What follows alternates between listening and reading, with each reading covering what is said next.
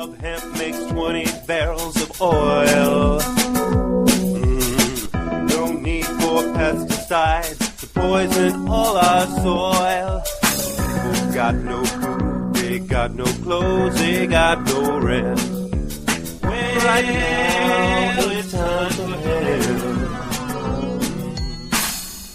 Thank you for taking time for Hemp. I am your host, Casper Leitch. It is Monday, Healthy Mondays on the big broadcast. And I want to thank you for tuning in on Healthy Mondays. We put a spotlight on patients at a time, an amazing group of people who are dedicated to helping patients who are getting limited on time here on the planet to organize their world and have the best days that they possibly can until they have no more time. With that said, I'm going to pass this joint conversation over to my joint host today. And I want to remind you to please go to their websites. They've got great information that you can not only download and share with your friends, but you can also use for accreditation if you are in the medical field, and I'm sure they'll share that with you as well. Mary Lynn and Al, happy Monday. Thank you, Casper. As always, it's a pleasure to be here on Healthy Mondays. Of course, Mary Lynn, Mathree, and Al Byrne are here to represent our organization, our nonprofit called Patients Out of Time. You can find our information at medicalcannabis.com or patientsoutofTime.org. Patients Out of Time is a 20-year-old plus nonprofit whose mission has been and is the education of the U.S. public, and especially the healthcare professionals of the United States, about the therapeutic value of cannabis and the necessity of understanding how cannabis interfaces with the endocannabinoid system. Our main focus of education is done through accredited conferences, and our 10th series in that conference will occur next April in Baltimore, Maryland, and details are available at medicalcannabis.com, patientsoutofTime.org, etc. But these are accredited conferences, meaning that doctors, nurses, pharmacists, etc., in attendance can receive continuing medical education credits for their attendance for a small extra fee. But this is state-of-the-art science. The speakers that come to these conferences, the faculty, if you will, come from all over the globe. In the coming up conference, of course, we will have researchers from the United States and Canada, but we'll have the folks there from Scotland, from Great Britain, meaning England. We'll have folks there from Portugal and Spain. They'll be coming from everywhere, and what they bring to that one location in Baltimore, Maryland, next April is the a state of the art of cannabis science worldwide. Keep in mind that there is a lot of world out there besides the United States, and in that world there has been a great deal of science conducted. Right now there are 27 countries in the world where medical cannabis is used daily by their physicians and nurses, including such backward places as Spain and Canada and Australia and places like this. So what we're going to talk about today, though, since we're very close to Veterans Day, and since everybody in attendance here are veterans, we're going to talk about a weekend that the four of us all enjoyed here this past weekend in early November in Charlottesville, Virginia, when Charlottesville was visited by the Cannonball Run, which is this is the second time this has occurred. These folks, veterans, and the sponsor, which is a company called Magical Butter, look that up, magicalbutter.com, great tool there. But they sponsored the run. They left in LA a couple of weeks ago. They've been in Denver. They've been in Utah. They've been in Arizona and New Mexico, North Carolina, and other places. And they ended up in Charlottesville. They're on their way to, as we speak right now, to Washington, D.C. for Veterans Day. And these folks are promoting as they go through educational efforts the notion that 22 suicides a day for our veterans returning from especially the more recent wars, but this number includes veterans from Korea, Vietnam, every war we've ever been in includes the 22. 22 a day die by suicide, by their own hand. That's unacceptable. And we as veterans believe that part of the problem is, if not a large part of the problem, is that the government just simply prescribes too many pharmaceuticals, too many opiates, some of these in such quantities that they're just overwhelming. And we also know through thousands and thousands and thousands of our brothers and sisters saying so, and believe me, we believe our brothers and sisters when they tell us face to face these things, that by replacing all those pharmaceuticals and opiates with cannabis, their life is improved, their family life, their health, their attitude, everything's better.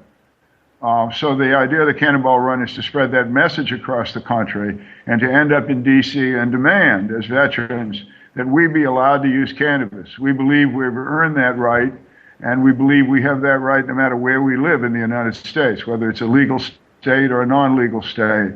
We're veterans. We support the country should support us. So a part of the weekend was a movie called The Scientist. Anybody listening to this show worldwide, I want you to watch this 1-hour documentary. It's about Dr. Raphael Mechoulam, PhD, of Jerusalem, Israel, and it's a biography, in a sense, of his life as a scientist, researching the plant cannabis. He was the first folk to isolate the compounds of cannabis, and his lab in Jerusalem has since the mid-60s been continuously looking at this subject matter. So The Scientist was produced by Jake Klein. It's easily found at the website is thescientist.com. That's the name of the documentary, The Scientist. It's one of the best spent hours you'll spend to see the importance not only of Dr. Mechoulam, but the work that he's done, and to help him answer and us answer a couple of questions he asked during the documentary, which were essentially, with all these wonderful discoveries that we've pointed out to the world, why has nothing happened to make sure that these discoveries are implemented into the healthcare of the human population? Two excellent questions by a man certainly qualified to ask them. So anyway, The Scientist, what we're going to do is we're going to talk about what Dr. Mechoulam talked about during his hour on screen. And basically the show is divided up into 7 areas, and I'm going to start with what Dr. Mechoulam thought was the most important area that he discussed, which was bone growth. With me today, Nick and Bob and Mary Lynn, and Bob and Al are in that category of, are we losing our bone strength, our bone mass? Yes, we are. And what Dr. Mechoulam assured us is that the use of cannabis was not going to do any harm to our structure, our skeletal structure. And keep in mind, the endocannabinoid system has receptors in our skeletal system, right? It has receptors everywhere, including our skeletons. So it is perfectly logical then to assume that the receptors in the skeletal system that we all have, where there are receptors to accept cannabis compounds, are doing so. And in doing so, are maintaining our bones in very good shape. We're not losing a lot of density and strength, and we're not becoming brittle if we use cannabis daily. And he emphasized, of course, with the aging population, not only of our country but of the world, because people are simply living longer. Paying attention to our bones is something we really need to do. Now, again, we had the privilege of having Dr. Mechoulam speak at one of our conferences 4 years ago, I believe, if my recollection correct, and Marilyn's not here to correct me, but I believe it was 4 years ago where he made a presentation at the conference where he spoke to this issue, where he thought that bone damage, especially among Asian women, could be successfully halted, reversed even, with the use of cannabis as opposed to the pharmaceutical drugs which are available to these women now, which essentially work for a while and then after a point of time fail completely. So that was his most important area of the film. I thought one of the things that was, I'm going to let these guys talk if they want, but just to get Bob in here. Bob Jordan is a Vietnam vet, a longtime friend of mine and his wife Kathy, and I'm going to let him tell you about Kathy. But one of the things that was very much on the mind of Dr. Meshulam was the treatment of what we know as ALS or Lou Gehrig's disease. And I'll let Bob tell you a little bit about himself and about his wife, who unfortunately does have ALS. Just any place right here, Bob. Yeah, Kathy's had ALS since 1986, and she smoked cannabis as a younger person, and then after the diagnosis of ALS, the doctor told her to not smoke anything at all because she'd need all the lung capacity for end of life. You get 3 to 5 years diagnosis. 5 years is long. Now this is 86, and she went to Florida and smoked the form of cannabis called Mayaca Gold that was very popular at the time back in '90, and her disease stopped. And when she told me this, I didn't believe her. I was being a good husband, figuring she's healthy, and if that's what she needs to use to deal with this, then okay. But what happened was she actually started getting better, and they said, well, wait a minute, she used cannabis before and it didn't show anything. But I think the thing of it was we never had that particular strain of cannabis, and she started getting better, and she's still with us today, almost 30 years later, and she uses cannabis daily. And the thing of it is, some people ask me how it works. Well, that's up to the scientists. What I can tell you as a fact is when she has it, she's better. If we don't have it, she starts getting sick. It's keeping the progress of the disease at bay, and so I just make sure she has it. And now Michelle was talking about it in his film ALS, and they're studying more open to study in Israel than they are in this country, which I think is a mistake. Yeah, Israel is way ahead of us in the ability to have an open mind on this subject, and I think part of it, all of it, is probably due to Professor Meshulam, because he has just led the world in this. I mean, you're going to see this movie. People are interviewed all over the globe. Smart people, all PhDs and MDs, and people that have been working on science for their lives, dedicated to this. And every one of them bow to him. He's the man. I had the privilege once in 1996, again at another, 1990, no, it couldn't have been that now. 2004, I get confused sometimes. It's a long time we've been doing this. But in 2004, Patients at a Time put on a conference in Charlottesville, Virginia, and our sponsors were the University of Virginia's medical school, the nursing school, and their law school, and of course we had the Virginia Nurses Association was part of the sponsorship. Dr. Meshulam spoke, and I was the moderator of that conference. I've been the moderator of them all, and it came time for me to introduce Professor Meshulam, and I gave the audience a background, synopsis of who he was, and then I don't know why, but I looked at him and I wanted to say something complimentary, and I said, so I'm going to introduce you to Professor Meshulam, who is the grandfather of the medical cannabis area, and that stuck.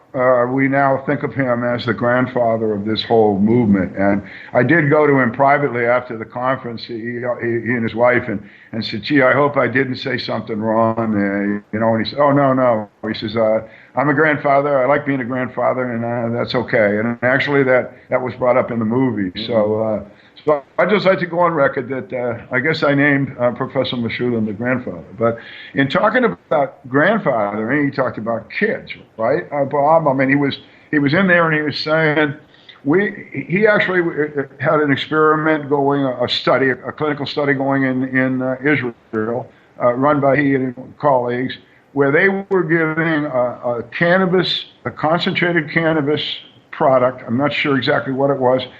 By drop, so it sounded like an oil or something, and I think it was in like olive oil, wasn't it? It was in olive oil, yeah. And it dropped under the tongue of an infant under 1 year old. And what they found was incredible improvement in this little baby's life. Epilepsy. Epilepsy. Okay, that's what it was. Yeah. and no negative and no psychoactive activity. The THC compound that was given to this little infant was there. There was THC in the product, but it was of such an insignificant percentage that the child had no psychoactive activity and the epilepsy was stopped.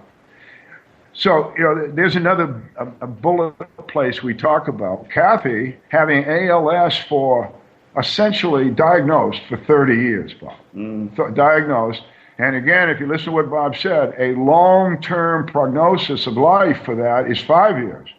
Kathy has outlived at least 3 of her doctors, has she? Yeah, outlived her doctors, yeah. Yeah, and Kathy's not out playing racquetball, but she does very well. She gets around. She is very, very alert. And in Florida, one of the most important medical cannabis bills being circulated, if you will, is the Kathy Jordan medical cannabis bill. How's that going to go down there? Well, no, that was past history. That was past history. That didn't go anywhere. But the day that I'm not a conspiracy person, but the day that was released, our house got raided. Yeah, that's right. Yeah, that's another story. Another story there. Yeah. But no, right now in Florida we have 3. We have United for Care doing medical. Regulate Florida is doing a legalization, and Floridians for Freedom is doing one, and one for Floridians for Freedom is one. It's like a half a paragraph. It states that nobody over the age of 21 can be arrested for the possession, cultivation, or use of cannabis, period. We found out through experience, when you put all the stuff in the Constitution, every word that you use, they use against you when they fight you. So the less words you use and right to the point, then you have a possibility of getting something done. So it's an exciting time for us. Like Al said, we ain't getting no younger, but from where we were to where we are today is amazing, but we're not done yet. Well, it's also amazing when you think about what we've just talked about in The Scientist. And again, you can find that online, folks, at thescientist.com. But I mean, we've just gone from bone aging conversation to talking about a child under 1 year old, and how there's a positive effect at both ends of life, and that's pretty amazing when you think about it just in those terms. One of the other things that we talked about, besides the ALS, which of course has some relationship over to multiple sclerosis, to Parkinson's disease, there's a lot of connected dots there between those nerve disorders and probably an inefficient or poorly working cannabis program. But one thing I thought is an interesting story for the folks, Bob, is to go back to Kathy finding a particular strain in Florida, and because we've talked a lot about that with experts on the line here, and it's becoming more and more important that as each patient has a different physiological setup, strains are going to be, and understanding how they work on different areas of the body and people, that's going to be more important. Tell the folks what the background story is on that particular strain of cannabis. Well, it's sometimes truth is stranger than fiction. Kathy came down to Florida, and it was a Mayaca Gold. And like I said, the doctor told her not to use anything, and because you need everything. They said, "What's it going to do? Kill me?" So she smoked it. Make a long story short, the gentleman in Florida that grew it, his name was Donnie Clark, and he's from a little town called Mayaca, and they called it Mayaca Gold. And he got life in prison for growing this particular strain, and she got life for using it. She got life to live, and he got life in prison. Clinton gave him a commuted sentence, didn't pardon him. So we're real good friends with this gentleman today, and we call him the odd couple. Kathy got life because she smoked this form of cannabis. She does not have a feeding tube. She does not have a respirator. We think she's the longest living patient without any of those devices. So this cannabis that she smoked, and we say maybe it was something in the soil, maybe it was something in that strain, but whatever it was, it clicked with her. And she'll tell you that she felt her disease stop that day. She said there was like a low-grade hum in her body, and when she smoked that cannabis, that particular strain of cannabis, stop their disease. And when we found out going forward through the years that we've experimented, we came out with Power Plant Plus now to 50-50 sativa and indica, and that seems to keep it at bay. And if what would normally happen in weeks or months is taking years, 5 years for something, so there's something here. All we've been doing through the years, all she's been doing through the years is saying, hey, look, will somebody please pay attention? And then in Michelle's film, The Sciences, they did talk about ALS. There's something there that needs to be looked at, and that's education is the key. Yeah, and that's the thing. People say, well, we need more research. A lot of anti-people, we need more research to go forward. Well, I don't think anybody in this room with me is going to deny we want more research. Bob does, Marilyn. We all want more research, but we also have a research library right now, worldwide, that is way sufficient to understand that this cannabis plant is able to produce some wonderful therapeutic effects and is totally non-toxic. So we've arrived for its clinical use. Does that mean that we're done looking at it and see more clinical uses? No, we want more research. But what we need now is to recognize our sponsors. And so we're going to break for just a few minutes, and we'll be back with Nick and Bob and Marilyn and Al in just a few minutes.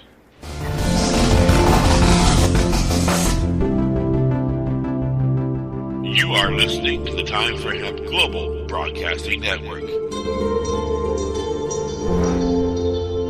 The only broadcasting network dedicated to ending the global war on drugs on iHeartRadio. Please share us with your friends.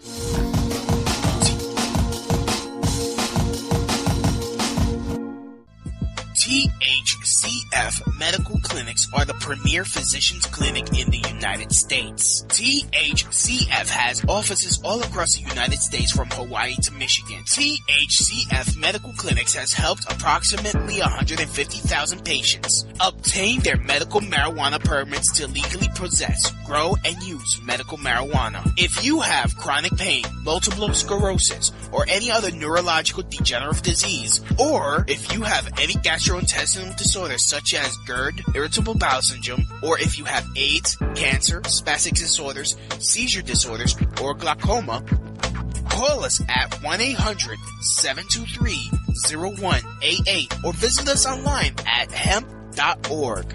Again, the number is 1-800-723-0188 and the site is hemp.org.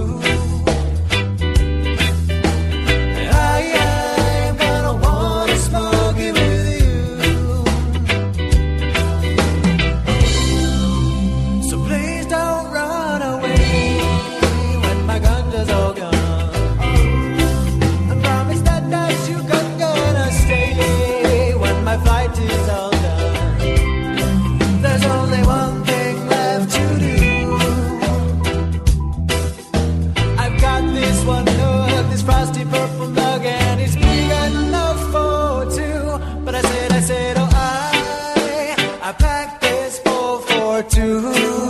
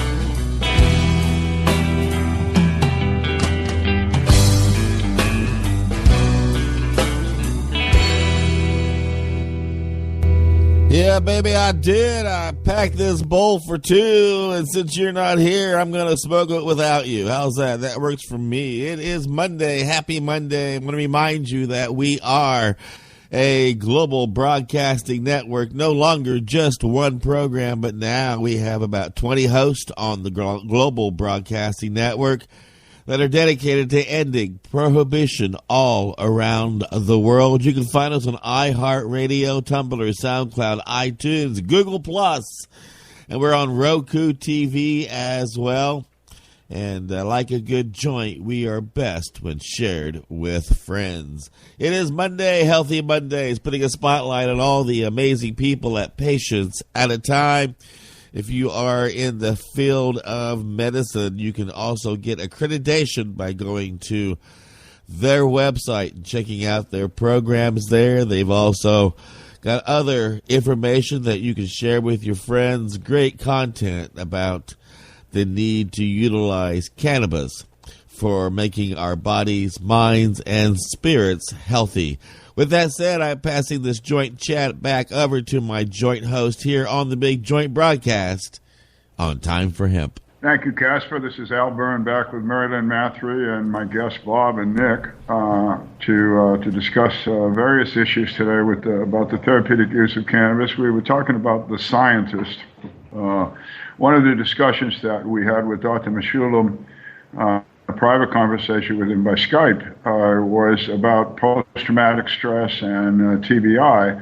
I think listeners to this show worldwide understand that I have been diagnosed with post-traumatic stress and that I use cannabis successfully to help me with that particular condition. And I know of tens of thousands of other vets like myself that do as well. But that's my story. We're going to bring in Bob and I are Vietnam vets, and Mary Lynn is a Vietnam-era nurse. But Nick is another generation. He's still a warrior. He was in Afghanistan, and he served in the Marine Corps. And Nick is new to the program, but Nick, just a little bit background about you, where you come from, how'd you get in the Marines anyway, and then if you could move on to today, because Nick is here with us, and he has with him a service dog, and that's a very, very dear subject to me and a lot of guys. And so we'll talk about some dogs too. How about that, Nick? Certainly. Thank you for having me today. Oh, no problem. Glad to. Well, long story short, I was born and raised in Kissimmee, Florida. I moved to the mountains of North Carolina right after high school, where a woman who broke my heart led me into the Marine Corps right after the war started in March of 2003. I did the delayed entry program in May and moved back down to Florida to spend some time with my family before I went to Parris Island, South Carolina. And then shortly thereafter, I got to deploy, and it was just a whole new mindset to me after war. It was just, I had an alcohol dependency that probably ruined my marriage, and inevitably led to the end of my Marine Corps career, which was ultimately the best thing that has happened in my life, because now that I have gotten my family back, I have a new outlook on life. Going to war and then coming back and being close to my family has just been so rewarding. And then of course I do train dogs on the side, so that's just a whole new reward sensation that I get all in itself. Training a Marine is fun, teaching them how to shoot and kill, but teaching a dog how to be loyal and affectionate is just it's beautiful. It really is. I love it. Wouldn't change it for the world. I'm glad I joined the military when I did. I got to see a lot of different places, but I love life and where I'm at today, and I owe that to cannabis. I quit drinking when I came across cannabis, which is probably the best thing for my body. How long ago was that? How long? April 18th of this year, I actually quit drinking. But I had quit a couple of times before, and I actually went through some rehab in Norfolk, Virginia, thanks to the Navy. And quit drinking for a year and got a hold of it. And then I got out of the military, and I thought,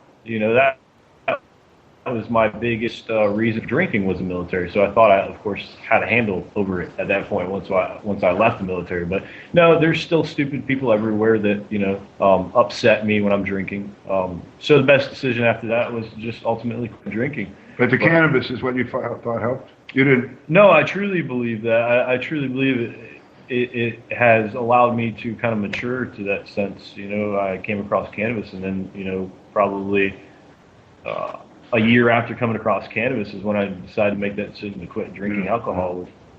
It was really... Well, I've heard this thousands of times. I mean, so I'm just... Bob's over there shaking his head. We've seen this, folks. I mean, I don't want to interrupt Nick, except I do. I'm just here to support him and say, we've seen this and heard this thousands of times. That's why this cannonball run that we're all involved with, all of these guys are involved in this that are here, by the way. We're doing this to try and call attention to this kind of factor. We're saying that cannabis can get people off of pharmaceuticals, opiates, and alcohol. And Nick's sitting here next to me saying, yeah, that's what I did. Oh, I'm sorry, go ahead. Yeah, certainly. And, I even in the military had a couple of instances where I was on some type of heavy narcotic, for pain or something, to where I would... quickly learned, whoa, well, you need to stop doing this. You probably shouldn't be snorting these pills. It really ultimately would take away the pain. It was the quickest way for, me to get that quick fix to take away the pain. But it was the same thing with the alcohol too. It was easy to drink at work. I was a functioning alcoholic. But the worst medication that I was ever put on in the military would be, the antipsychotic meds that ultimately put me in a position in my life to where, people that really cared about me were like, whatever you were doing, whatever you were on, you need to stop, because that's not you. You are not right in the head. And it was only at that point in time when I was like, wow, these pills that they've had me on for quite some time, about a month now, have really changed who I am and made me such a completely different person. Can you remember any of what they were? No. Okay, that's all right. Not. I was just curious. I was, I was probably, after being about 7 years is when I started to go through a divorce, and that's when I started to have problems with sleeping, and they just started throwing everything at me. But these were pills that were prescribed to you while you're on active duty by Navy doctors, I assume. Yes. Yeah, okay. I just wanted people out there in the world, they really don't understand what the military is like, and even our own country, they don't get it. But these are pills given to an active duty Marine to help him with problems created while on active duty. And he's in a bind in our country, and if you're in the Marine Corps or the Army or anything, because even if you know cannabis can help you, you can't have it if you're on active duty. They'll discharge you. They'll give you a bad conduct discharge. It's like having a felony. You walk around the rest of your life with a black cloud hanging over your head. And so they're in trouble. They got no choice. They take these pills. The pills make it worse. They try cannabis, he makes it better. They find out they try cannabis, they throw them out of the Marine Corps. It's a hell of a dirty cycle. I'm sorry, Nick. No worries. I mean, you're completely right about that. I was fortunate enough to learn a lot of this stuff on my own, and to have close people point these things out too. But when I got out of the military, and I went to school to train dogs, it was when somebody told me at school, hey, you cannot treat this dog like it's a person, like a Marine. You should probably hit this and chill out. And I did, and I had the best night's sleep ever. I didn't wake up and toss and turn and I'd freak out in the middle of the night, and I probably overslept, and it was amazing that I could actually sleep like that. And that was an eye-opener. Not only did it calm me down, but it allowed me to sleep. And then it also started to take away some of the pain that I was having. It was just like, wow, I'm smart enough to pull the trigger. I think I'm smart enough to realize that this works. And it really does. And it's helped me grow up along the way since I've gotten out of the military. And like I said, I do thank cannabis for, if I have an addiction problem, let's call it that, but to stop drinking the poison that I relied on to cope with in the military that was legal for me, to turn to this plant that is just, it's amazing. I really do truly believe in it as a medicine. And I was just going to add, you might be dependent on it then for it to help you with your life, but addiction, generally by a definition of addiction, would mean continued use of a drug despite the problems it causes. So that's addiction. That addiction's a nasty thing, but people are dependent on, diabetics get dependent on insulin. Somebody with a thyroid problem gets dependent on Synthroid. They need it to continue living. So you might be dependent on cannabis, but that's not a bad thing. Your endocannabinoid system has basically been attacked savagely. Anybody in combat. The purpose of the endocannabinoid system is to keep us in balance, and going to war certainly doesn't put anybody in any kind of balanced state. And so some soldiers come back and they just need to dull it, and in many ways that's why alcohol is a big one. It dulls the mind, dulls the pain, but it certainly doesn't help any problems, and down the road it just adds to them and makes them worse. Cannabis kind of works with your endocannabinoid system and puts you more in balance. And it has made things better, certainly. Well, how about we do this? It's not a. Is it? You don't have TBI problems, do you? I have. I hit my head in more ways than one, but but not diagnosed with that. Well, let's talk about that. Anyway, I'm sort of getting more and more concerned about what I learned about TBI and what Professor Meshulam taught us yesterday. Sort of emphasizes to me that there's not enough people thinking like I'm thinking, and I know I'm thinking right when Dr. Meshulam's saying the same thing. And basically what he's saying is, through his experience with the Israeli military, his whole laboratory thing, that if somebody gets hit in the head and is administered cannabis quickly, the quicker the better. I mean, half an hour would be is great. Half a minute is wonderful. So the quicker the better is the point here, but it's so good and whenever you get it, the less chance that the head injury becomes serious or uncontrollable or whatever. So what I'd like to, the discussion I have here is maybe Mary Lynn can tell us the exact why. I know that it's because it's an anti-inflammatory, and I know that we can get it to the brain very quickly through various administrations. So is that all we really need to know about? Well, again, the endocannabinoid system helps keep us in balance. A traumatic brain injury, whichever way, from weapons, people can get one in a car accident, from a fall off a tall building, whatever. You get in the head too many times or severely get a traumatic injury, and it's the swelling in the brain. So the anti-inflammatory aspects of cannabis are really helpful. Also neuroprotective. It's there to protect nerve cells and can actually help you regenerate nerve cells. So this is really important for people with traumatic brain injuries. And so right away the whole idea is to reduce the swelling, because a lot of the permanent damage from a head injury happens after the injury. It happens as the body's trying to repair it, and it overdoes a lot of things. The swelling causes permanent damage sometimes. So it's very useful in that. We found for other patients who've used it later, they've actually gotten some of their memory back. Again, TBI, depending on where you get hit in the head, what part of your brain is damaged. Some people suffer from seizures. Cannabis helps with the seizures. Some people suffer from loss of memory, severe loss of memory, and it can bring that back. And we're talking long-term memory, forgetting to the extent, maybe even forgetting who you are.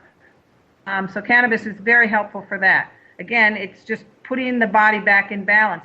Another thing they found out, it looks like if you can give cannabis immediately after combat, it might actually help for some people prevent the full-blown post-traumatic stress symptoms.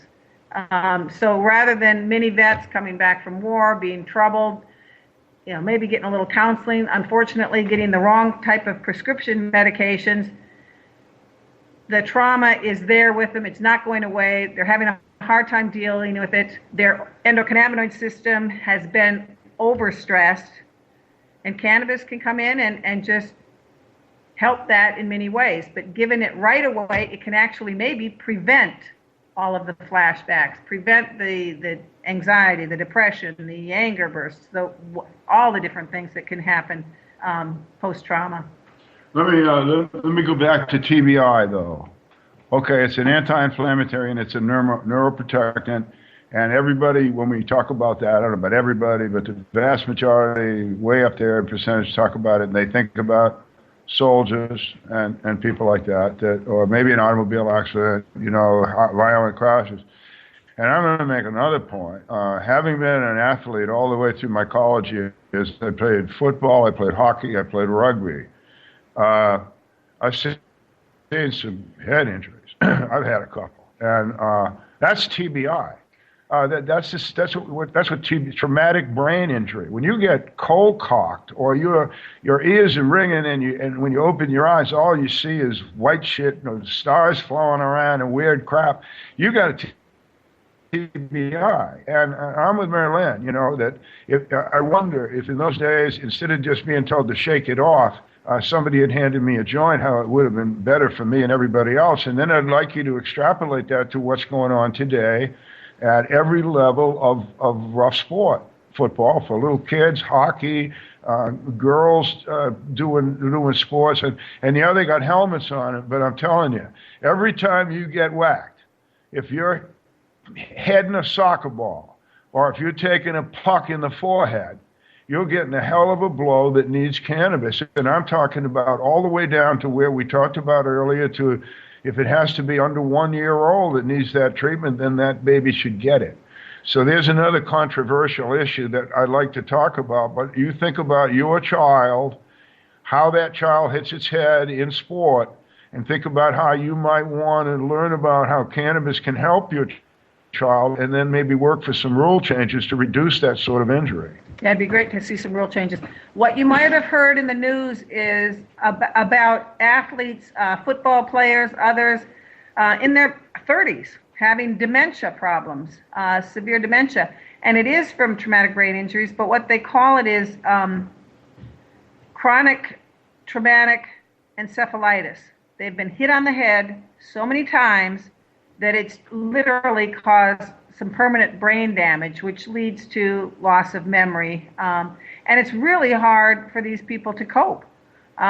They literally diagnosed it after the death of some athlete who ended up, when they look at the brain, they could see the damage in the brain, and that's what was wrong. But once again, we need to take a break, commercial break. Take care.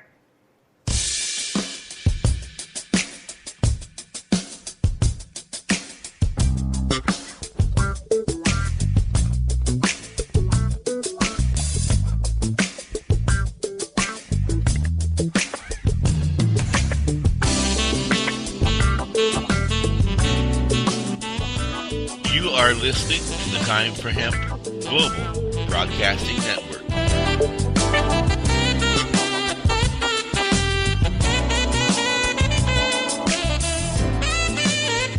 Please share us with your friends.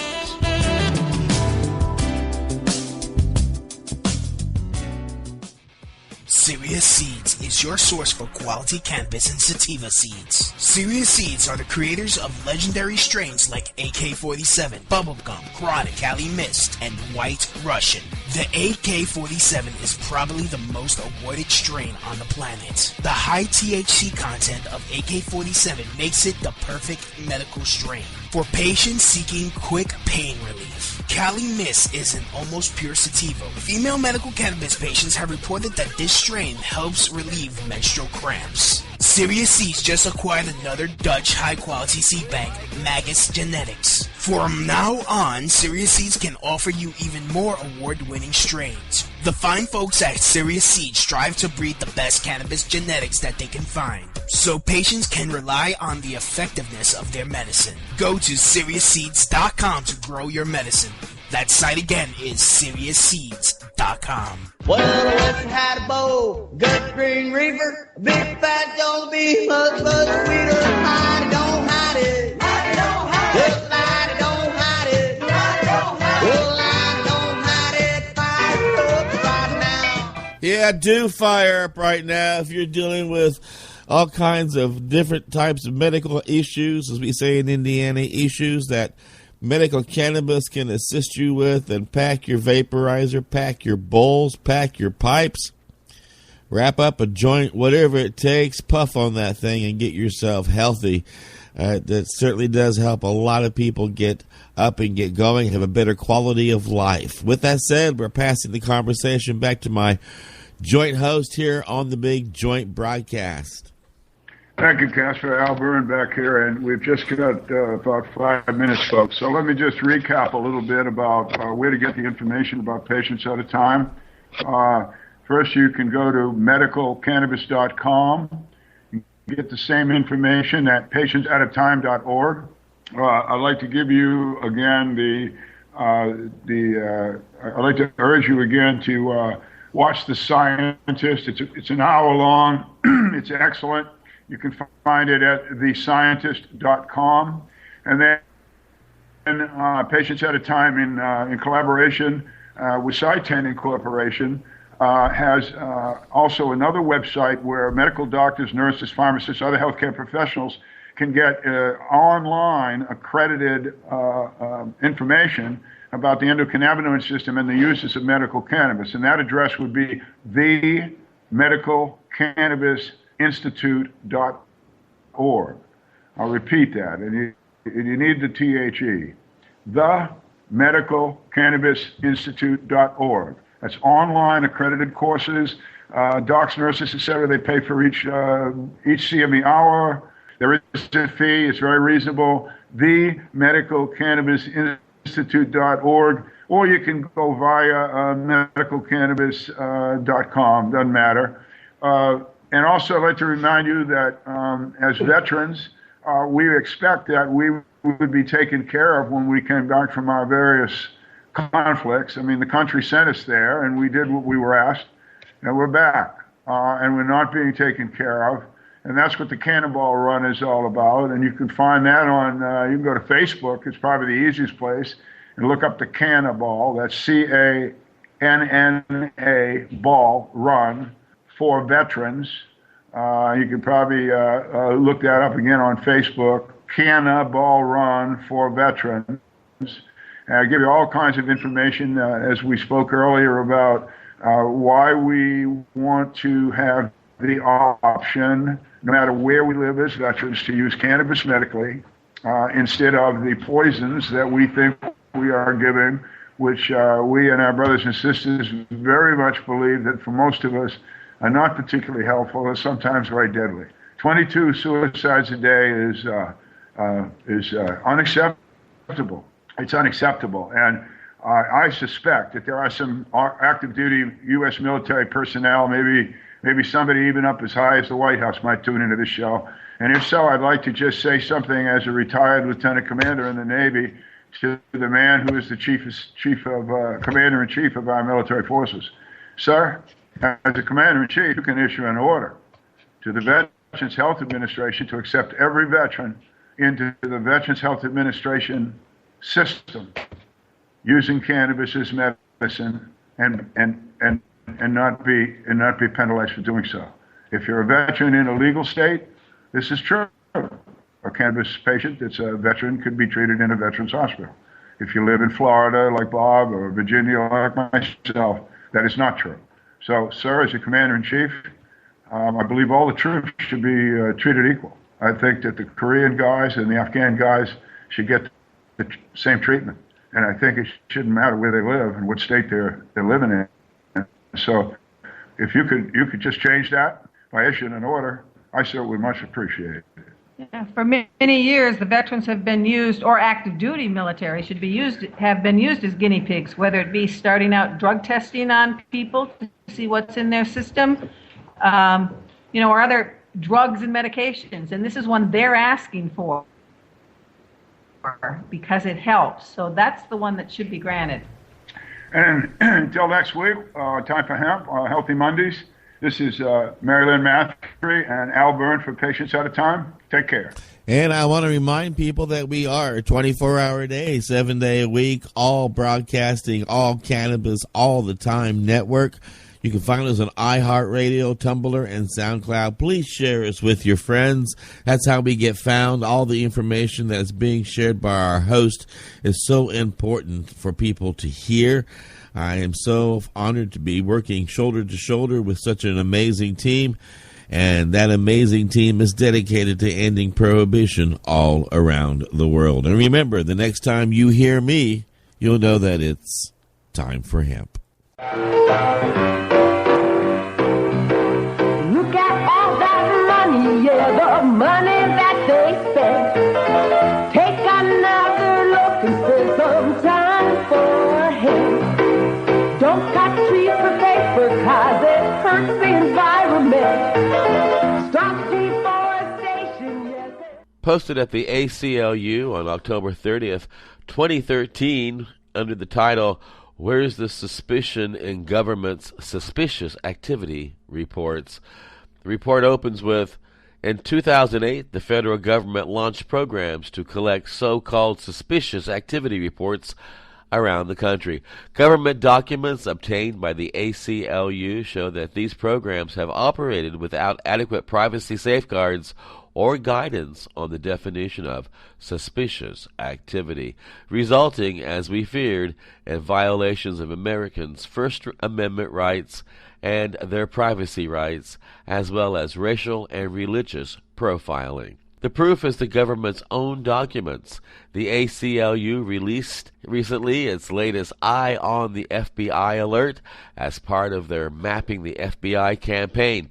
The alert highlights government documents they obtained through a lawsuit to enforce a 2010 Freedom of Information Act request for records about the FBI's eGuardian program, a nationwide system of collecting and sharing suspicious activity reports from the public and law enforcement and intelligence officials across the country. The documents confirm that the nationwide suspicious activity reporting programs, including eGuardian, another program called the Information Sharing Environmental Suspicious Activity Reporting Shared Spaces program, and the umbrella Nationwide Suspicious Activity Reporting Initiative program, of which the first two systems are a part, give broad direction to law enforcement to collect information about innocent people engaged in commonplace activities and to store data about these people in criminal intelligence files without any evidence of wrongdoing. The documents also show that there has been persistent confusion among law enforcement officials about the guidelines governing these programs, including what exactly constitute suspicious behavior.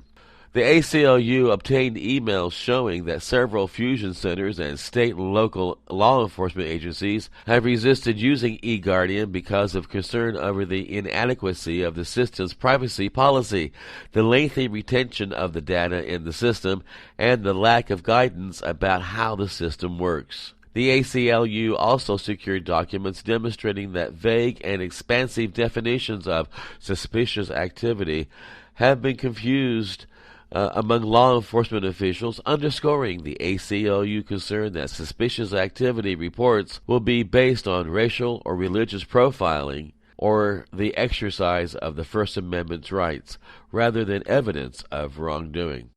To find out more, please go to the ACLU.org's website. Make it a point to read up on this and follow the FBI suspicious reports that they post frequently on their website and share them with your friends.